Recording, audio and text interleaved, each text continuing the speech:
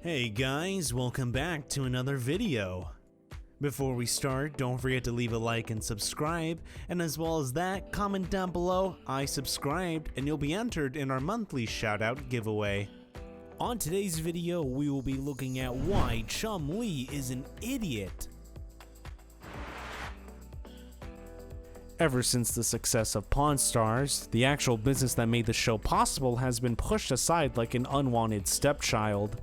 According to Travis Benton, the general manager of the Gold and Silver Pawn Shop, unpredictable filming schedules makes it incredibly difficult to do any actual buying and selling. The huge influx of tourists to the shop means that actual customers are outnumbered by almost 100 to 1. Whenever filming needs to be done, customers who aren't being featured are kicked out, causing business to suffer even more, which not only affects the shop's bottom line, it can mean less for commission for employees. When it first hit the airwaves, Pawn Stars had some semblance of a program that you would find on the History Channel, as in it being a show about history.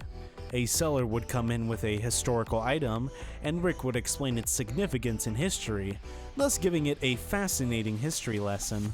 However, as with any channel undergoing network decay, the show deteriorated into the annoying arguing scene only in the realms of reality TV shows. It became less about history and antiques and more about the family bickering. The old man complains about something, Corey and Rick make some comment about his stubbornness and age, then Chumlee does something idiotic to break the tension. Someone comes in with an item, an obligatory factoid is brought, then it's back onto Kardashian-esque drama between the guys. The episode ends with Rick, and perhaps Corey, rolling their eyes at the old man's nostalgia, with Chumlee in the background doing something idiotic as usual. Other than one or two major transactions with various one-off segments, the show resembles just one of many equally foolish shows about which a family member can say the stupidest statement before the next commercial break.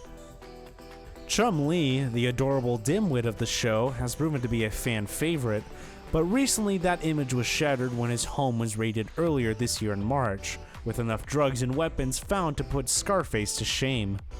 The reason the authorities actually went to his home in the first place was due to a former pawn shop employee accusing him of sexual assault, so right off the bat the story is incredibly dark.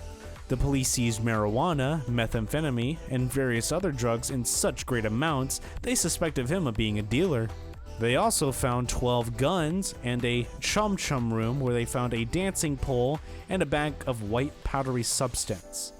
After Chumlee was exposed as a Grand Theft Auto villain, he was arrested and charged with various drug and gun crimes.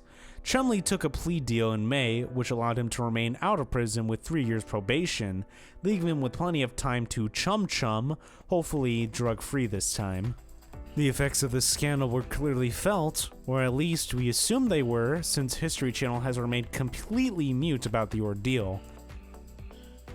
Pawn Stars is far from the only show to feature sexism, but it's seemingly gone out of its way to be sexist, normally when it's outright fired a woman simply because she had been naked online. Not one to take a sexist firing lying down, Olivia Black sued Pawn Stars for, well, being awful, though the legal term was discrimination. Her goal was to get back onto the show. She hadn't been fired from the pawn shop, just being featured on the pawn shop. Ultimately, she decided that the shop and the show were not worth it, so then she went back to becoming a nude model. We're gonna say she's making the right choice, since clearly this show is a sinking ship. Its social backwardness doesn't help their cause either.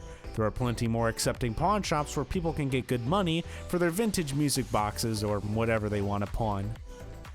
With that said, this will bring us to the end of the video.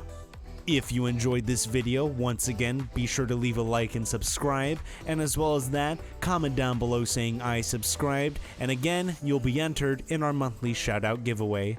Thank you for watching, and I will see you guys on the next video.